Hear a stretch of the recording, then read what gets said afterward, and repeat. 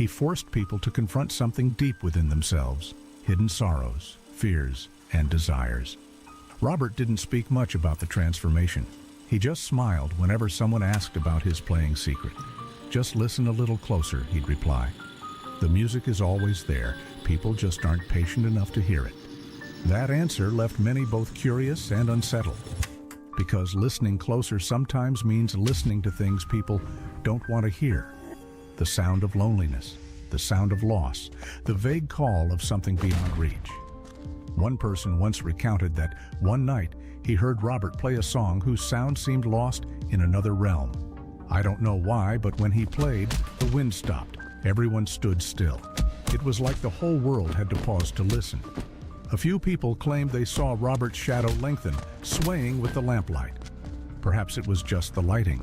Perhaps it was something else. No one could be sure. Day by day, Robert became quieter. He spoke less, smiled less, and often walked alone. Some said he was running from something. Others suggested he was searching for another sound, a sound beyond the human realm.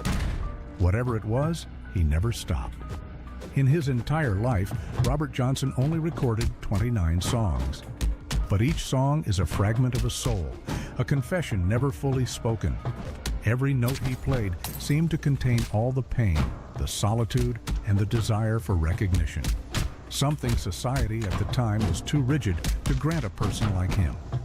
Blues, for Robert, was not just music. It was the voice of people who had been forced into silence. And perhaps that's why when he played, everyone who listened felt their heart tighten. Not out of fear, but out of empathy. They recognized in that guitar sound not just the story of one man, but the solitude of an entire generation. Robert Johnson, the boy who was ridiculed for hitting wrong notes, made the whole world stop and listen. But in the light of his music, people forgot one thing. What made that music great wasn't magic, but a profound loneliness etched so deeply it transformed into genius.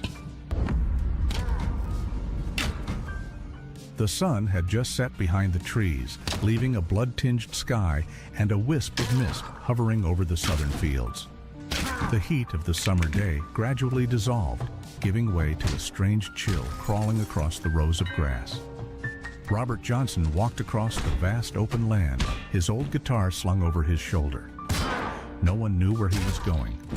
People only said that for weeks he had been walking, wandering from town to town, his eyes distant as if summoned by something.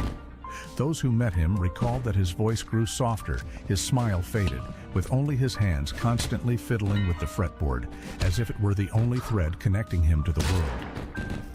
The red dirt road leading to Clarksdale stretched endlessly. Night descended quickly and thickly, as if someone had extinguished the lights in the sky. Robert did not stop. Each step crunched on the cracked, dry earth, the wind whistling past his ears, merging with his heavy breathing. He had heard about a place where two main roads intersected, Highway 61 and Highway 49. People called it the Crossroads. Everyone embellished the story a little, but the common thread was that place held something unusual, something beyond human comprehension. An old guitar player once told him, half-jokingly, "If you want to learn to play like that, you got to meet the man at the crossroads." Robert smiled, but a strange light flickered in his eyes. Perhaps that very sentence had haunted him, making him decide to seek it out.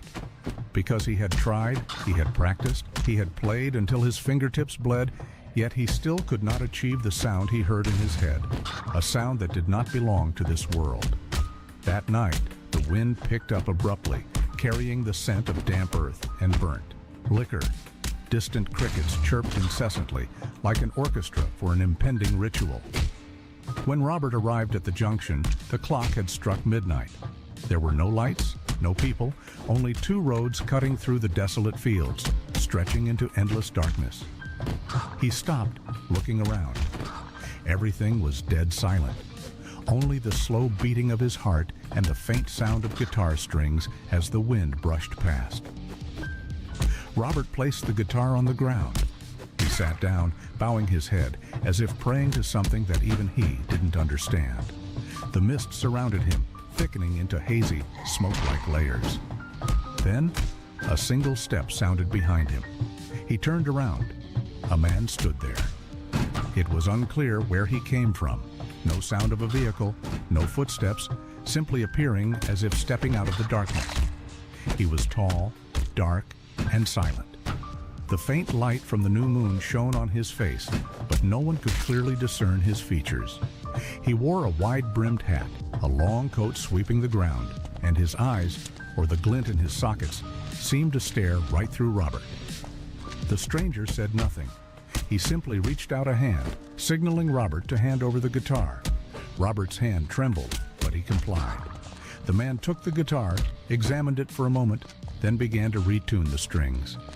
Each time he turned a tuning peg, the sound resonated, echoing in the night, as if the ground itself vibrated along. Then he played. The music began, soft, low, and so profound it took the listener's breath away. It was not a human melody. It carried all the crying, the laughter, the screaming, and the pleading. Robert sat motionless. He felt as if every string was etching deeply into his heart, every note rewriting his soul. When the stranger stopped, the air seemed to solidify. He handed the guitar back, then leaned down, saying something very small, very faint. No one heard it, and even Robert wasn't sure if it was a voice or just an echo in his mind. Immediately after, the stranger turned and walked away, slowly disappearing into the shadows. Robert stood there for a long time, not daring to breathe deeply. The night was still thick, but the wind was gone. He tightly gripped the guitar in his hands, then tried to pluck a note. Just one note, but the sound was distant, clear, sharp, and rich enough to make him shudder. He played a few more notes, then a passage, then an entire song. As the music flowed out, everything around him seemed to awaken. It was no longer just sound, but emotion, swirling, grasping at the heart. He played non-stop until his hands trembled, cold sweat soaking his shirt. When dawn broke, Robert returned to town. Those who knew him couldn't believe their eyes. The clumsy man who used to miss every beat now held the guitar with a strange confidence. He sat down, strummed a few chords, and the whole room fell silent. His guitar playing sounded like two people playing at once, one hand keeping the yawar rhythm, the other playing the soul. One rhythm of the earth, one rhythm from somewhere else. People looked at each other, astounded. "It's impossible," one whispered. "It can't be the same person." The rumor spread quickly. In the juke joints, at the markets, in the distant fields, people began talking about Robert Johnson, the man who left an ordinary town and returned with music from another realm. Some said he met a spirit, others said he met the devil himself. As for Robert, he said nothing. Whenever asked, he just smiled, his eyes showing a hint of sadness. Later, people learned he had been living with Ike Zimmerman, a seasoned guitar player who lived on the outskirts. Neighbors recounted that every evening they would see the two leaving the house, carrying guitars, heading deep into the woods. They only returned near dawn. Some curious individuals followed, only to return shaking. They sat in the middle of a graveyard to play, the person said, where the sound carried further and clearer than anywhere else. No one knows why Zimmerman chose that spot, but some rumored he believed that among the graves, the souls of the dead would listen, and if the living were brave enough, they could learn how to make the guitar speak the language of darkness. Robert followed suit, utterly unafraid. In the moonlight, he sat among the cold gravestones, listening to every breath of the night, every echo from the depths of the earth. And then his guitar playing was changed forever. Locals began to whisper, Johnson learned to play with the ghosts. An old woman in Clarksdale even said she saw his silhouette sitting in the graveyard, facing a tall man whose back was turned to her, holding a guitar. She said, "I knew he wasn't alive. That shadow, it didn't touch the ground." As the story spread, people began to fear. They loved that music, but at the same time, they felt chills whenever they heard it. Because in every melody, there was something like a wail, like a call from a place without light. Everyone who heard Robert play alone said they felt the presence of someone else, another breath, another life intruding into every note. One night in a packed juke joint, just as Robert finished a song, a drunken man stumbled over, clapped him on the shoulder, and laughed maniacally.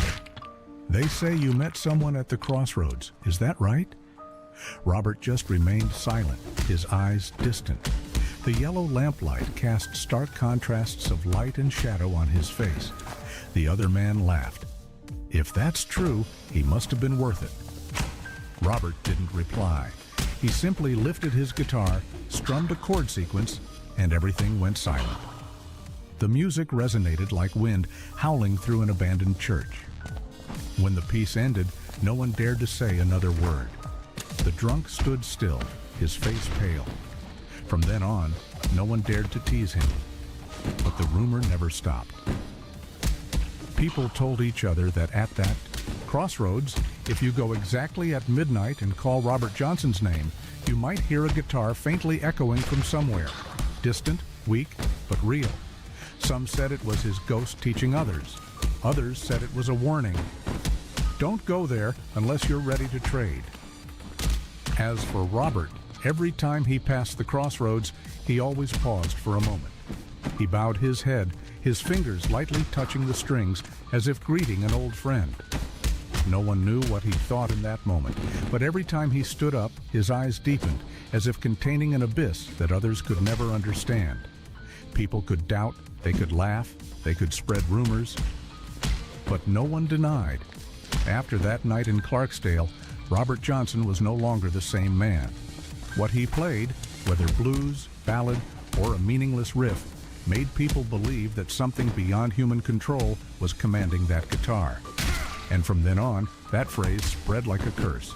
If you want to learn to play like that, you got to meet the man at the crossroads. It is said that after that night, Robert Johnson never slept soundly again. Every time the moonlight shone through the window, he would wake up, reach for his guitar beside him, play a note, then two, then a whole long piece, as if trying to escape his own dreams. Perhaps that's why, when he began appearing all over the American South, from Mississippi to Arkansas, then Texas, Memphis, and even Chicago, his music sounded like a confession, like the last breath of a soul that had seen what shouldn't be seen. Robert traveled relentlessly. Everywhere he went, all he needed was his guitar and a wooden stool to command the entire room into silence. Juke joint patrons, farmers, laborers, sex workers, and even idle policemen all sat still when the music started. Every note seemed to tear through the air, and in that moment, people forgot the smell of sweat, the smoke, and even the unpaid debts. All they were left with was the blues, the music that made listeners both want to cry and want to believe that their pain was being sung by someone who understood them to their very core. But among those captivated audiences, there was always an intangible feeling, something unreal, as if Robert wasn't singing for them, but singing to summon someone else. Every time he raised his voice, it felt like he was pleading or running from something no one could see. He sang like he was running from something, or someone who heard him in Arkansas once said. And perhaps he was right. Among the songs that sent the most chills, Crossroad Blues was always mentioned first. Right from the opening line, his voice sounded like a swirling dust devil. I went down to the crossroads, fell down on my knees. No one listened without feeling a prickle of fear. People began to discuss. Was it the truth? Was he recounting that very fateful night at the junction that everyone only dared to whisper about? Those who witnessed Robert perform all said he was uncanny. He didn't smile, didn't talk, just polite enough for everyone to feel his distance. In life, he was so quiet, he was almost separate.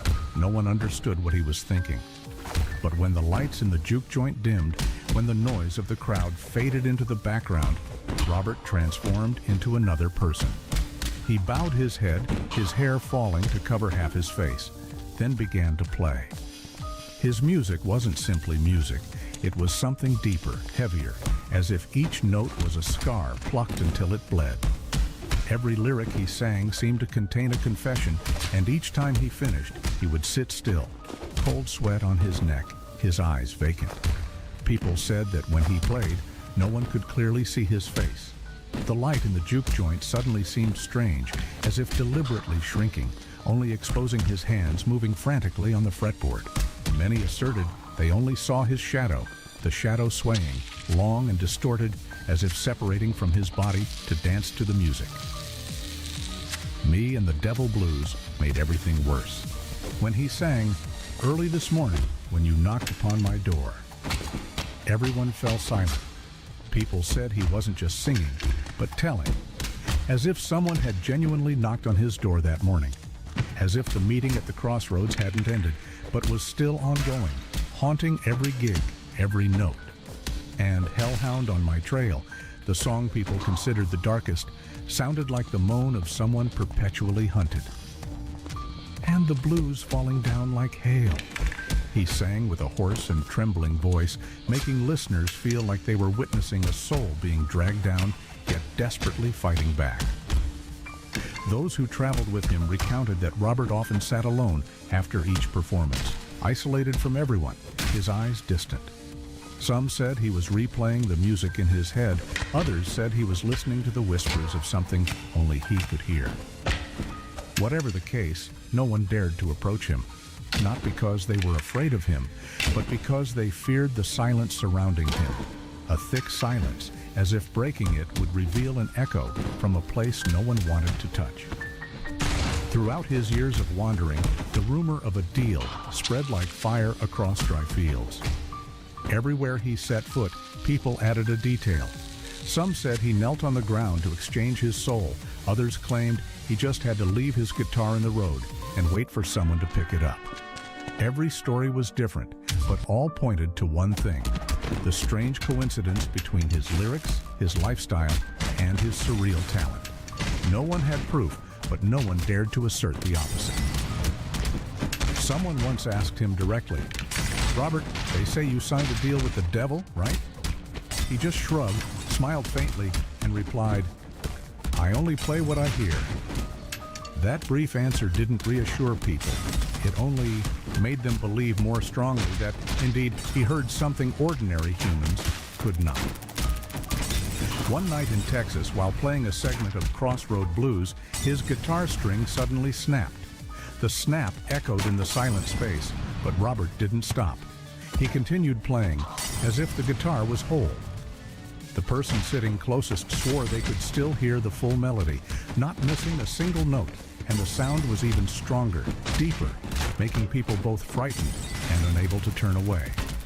When the song ended, Robert simply looked at the broken string, smiled, and reattached it as if nothing had happened. From then on, no one dared to sit too close to him when he performed. Between his travels, Robert left few traces. No diary, no letters, no confidences. Only the music, like fragments of his soul scattered along the road. Every time he left a town, people spoke of an indescribable emptiness, as if something had just arrived, turned everything upside down, and vanished without a goodbye. In the dim light of southern juke joints, Robert was more of a silhouette than a real person. He walked onto the stage, sat down, the guitar on his lap, and bowed his head. All in a few seconds, but people felt he vanished into the darkness. When the music began, no one remembered their surroundings. They only heard the wailing of wood, the sustained ringing of metal, and a voice that seemed to come from the deepest part of a scorched heart. People said Robert had two personas. One was the quiet, polite, composed man in life, always bowing, always keeping his distance. The second was the other person, spectral, unrestrained, fierce, who only appeared when he held the guitar. The line between these two selves was so fragile that he himself seemed unaware of who he was. Some nights, he sat talking to himself, his eyes fixed on the void as if expecting a reply. And in the silence, people saw his lips move, as if apologizing to someone unseen. The further he went, the greater his fame grew. But simultaneously, the fear around him grew too. No one knew the truth, only that his music was unlike anyone else's. Every blues track he wrote sounded like the diary of a soul bound by an unfulfilled promise. Listeners weren't just hearing music, they were hearing the breath of fate. Everything he touched, lyrics, melody, gaze, gesture, made people believe there was a secret behind it, something he didn't say, but always revealed through his music. And that very silence made the legend flare up more fiercely than any story. Although no one ever saw a document signing a deal, although there were no witnesses, no evidence, people still believed. Because there was no way to explain how someone once dismissed as playing soullessly could transform into a genius after such a short time. They couldn't accept that it was hard work or luck. They needed another reason, something more supernatural, more terrifying. And so, the shadow of the man at the crossroads grew ever larger, engulfing Robert's very name. As for him, whenever he sang, he bowed his head low, his voice hoarse, trembling. And sometimes, if you paid close attention, you could see his lips pressing together mid-sentence, as if trying to hold back something. As if the lyrics were not only his, but the echo of another entity, still demanding its share in that melody. Robert Johnson, the wanderer with the guitar, made the entire South shiver. Because what he carried was not just music, but the question no one dared to answer. When a man sings as if he's running, then ultimately, who is he running from? That night, Robert Johnson's guitar rang out across the farmland in Greenwood, sharp and mesmerizing. People said he had never sung so well. Crossroad Blues resonated like a confession, his voice cracking, trembling. But there was something in the way he played that silenced everyone, as if they were listening to someone who knew this would be the final song. After the performance, Robert lingered with a few acquaintances. A woman approached, her face both gentle and worried. Everyone knew she was the farm owner's wife. Their eyes met, vaguely but dangerously. Not long after, the husband appeared, holding a bottle of liquor, his smile faint and chilling. He poured a glass and offered it directly to Robert. Someone attempted to stop him, but Robert simply nodded, lifted the glass, and drained it. That small amount of liquor, people claimed, was the start of something no one dared to articulate. Less than an hour later, Robert staggered away from the light, clutching his stomach, his breathing labored. Everyone thought he was drunk. But by morning, faint groans came from the small shack behind the farmhouse. For several days, he writhed in an unnamed agony. No doctor, no medicine, only helpless friends watching. In his delirium, he murmured the familiar lyric, "You may bury my body down by the highway side." The song sounded like a prophecy, as if he knew where he would be laid to rest. No one knows exactly what killed Robert Johnson. Some say he was poisoned out of jealousy. Others suggest he had an existing illness that only manifested then. But many believed the Crossroads deal had come due. They whispered that he was given talent by a dark shadow, and now it was time to repay the debt. Counting carefully from the day he vanished and returned, it was nearly 10 years exactly. And his death, unbelievably, coincided with that very tradition. There is no death certificate. No one is sure where he is buried. 3 different locations all claim to be his resting place. 3 graves, 3 headstones, 3 stories. But wherever it is, his grave is simple. Just a bare patch of earth, a few stones shaped like a guitar, and dry flowers drooping over the marker. Music lovers still visit, placing their hands on the soil, as if hoping to hear the sound of the strings echoing from deep beneath the ground. Robert died at age 27, a number that later became symbolic. The 27 Club began with him, then continued with Hendrix, Joplin, Morrison, Cobain. They all departed at the same age, and people called it the Age of the Lost Soul. But Robert was the first, the initiator of the legend. A genius who burned brightly for a brief moment, then extinguished, leaving a fire burning perpetually in the hearts.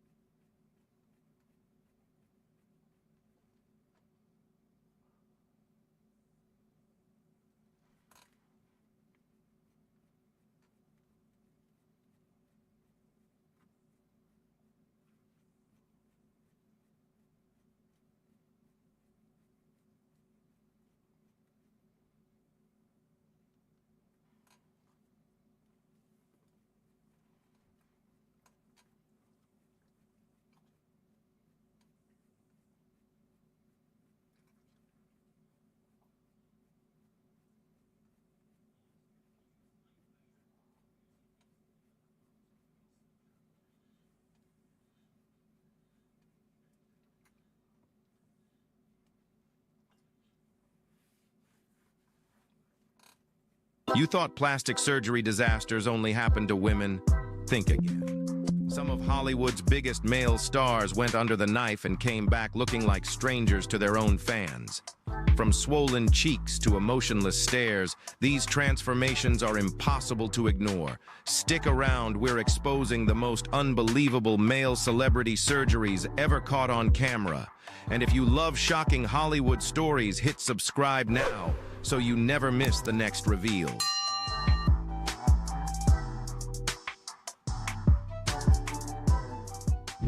Mickey Rourke was once the ultimate 1980s heartthrob, a man whose piercing gaze and rugged masculinity made millions of fans swoon.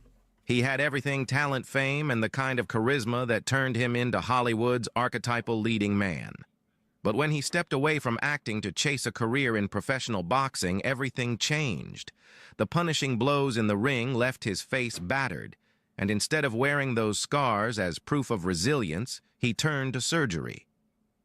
What began as reconstructive work quickly spiraled into a string of cosmetic procedures that went far beyond what was necessary. Hair transplants, multiple nose jobs, silicone cheek implants, and endless fillers transformed him into someone nearly unrecognizable.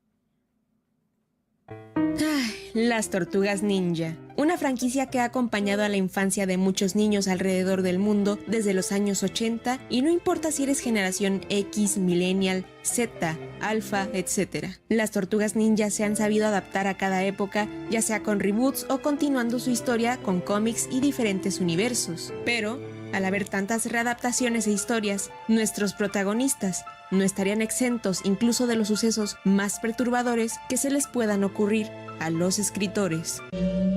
Prepárate, soy Kami-Sam y aquí te traigo los momentos más perturbadores dentro de la saga de Tortugas Ninja.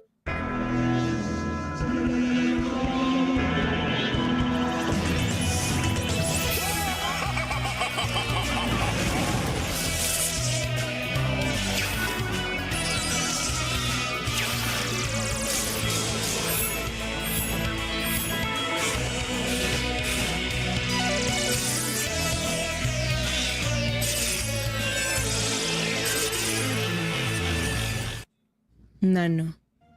Comenzamos con algo bastante leve, pero igual triste. En la serie de 2003, capítulo 5, hace aparición un enemigo llamado Nano, el cual es un conjunto de nanorobots con mente colmena que tenían la capacidad de utilizar aparatos electrónicos a su favor, ya sea para crecer de tamaño o atacar. ¿Qué es exactamente lo aterrador aquí? Bueno, para quienes no estén familiarizados, Nano fue un experimento de laboratorio en el cual, de lo poco que se muestra, era maltratado físicamente. Algo alarmante que menciona la mujer que estaba experimentando con él es que a Nano se le estimaba que tuviera la conciencia y personalidad de un niño. Por favor, creí que ya estaba corregido. La estructura mental de la mente colmena es equivalente a la de un niño de 3 años. para facilitar la absorción de información. Esta falla de personalidad tendrá que ser erradicada lo antes posible.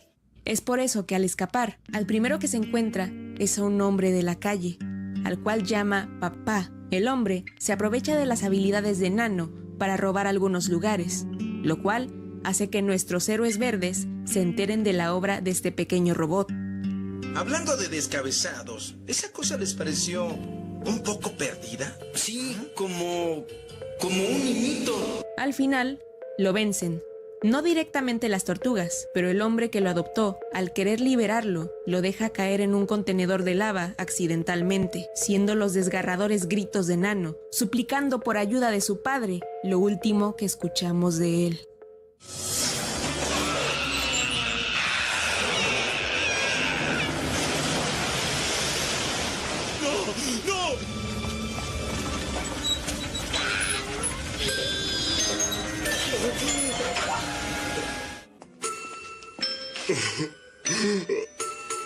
No puedo creer que te fueras. Mi amuleto de la suerte. Y te he perdido. Lo siento. Oigan, siento lástima por el robotito. Ay, robotito. Bueno, porque era como un niñito. Venus de Milo. Para quienes no la conozcan, Venus de Milo es un personaje que tuvo la mala suerte de aparecer en un momento difícil para la franquicia. Pasa que ella hizo su primera aparición en la serie de los 90, Next Mutation, la cual tuvo un recibimiento terrible por parte del público, haciendo que esta fuera una época oscura. Después de que esta serie fuera cancelada, el disgusto de los propios creadores, Kevin Eastman y Peter Laird, fue tan grande que pusieron una regla tajante para toda la franquicia, y esa fue la total prohibición de cualquier tortuga hembra en los siguientes proyectos. Tuvieron que pasar muchos años para que esta regla se rompiera con la aparición de Jenica y Lita, pero mientras, Venus seguía siendo la oveja negra de la franquicia, estando en el cementerio de personajes, hasta que hace poco fue revivida, y no lo digo de forma metafórica. Su resurrección sería en los cómics de IDW. A diferencia de la serie Next Mutation, la Venus de IDW tiene un contexto más tétrico, ya que esta Venus no era originalmente una tortuga. Esta es una creación del Dr. Jasper Barlow, el cual tomó los restos mutilados de una integrante del grupo de las ranas punk, llamada Bonnie.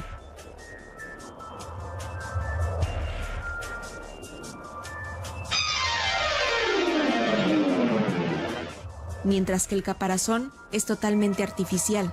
Para devolverle la vida, Barlow utilizó una escama de dragón. Esta escama no solo la revivió, sino que también le dio poderes regenerativos y habilidades psiónicas.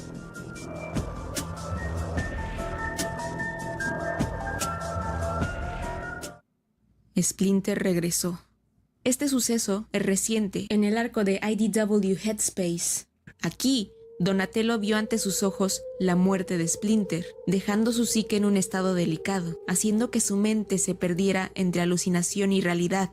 Más adelante, este se encuentra con una rata muerta, que a causa de lo que presenció o tal vez un duelo no resuelto, alucina con que esta rata es Splinter, dejándonos con este panel desgarrador. It's not bad at all, guys. Look who came back to us. Master Splinter is back from the dead. Incluso las otras tortugas, teniendo lástima al darse cuenta del estado mental de su hermano el morado. Masacre de los mutanimales. Este suceso toma lugar en los cómics de Archie, y es que, tras la derrota de Maligna y Null, uno de los personajes que, para que te des una idea, se cataloga como uno de los más hostiles dentro de la saga, simplemente estando un peldaño más abajo que Destructor, según la comunidad. Ambos villanos contrataron al equipo de cyborgs mercenarios, los Grandes Cuatro, para deshacerse de quienes habrían frustrado sus planes, estos siendo los mutanimales. Mientras que los mutanimales, sin tener idea del horror que estaría a punto de sucederles, estaban construyendo su base secreta, hasta que los mercenarios irrumpieron creando su masacre.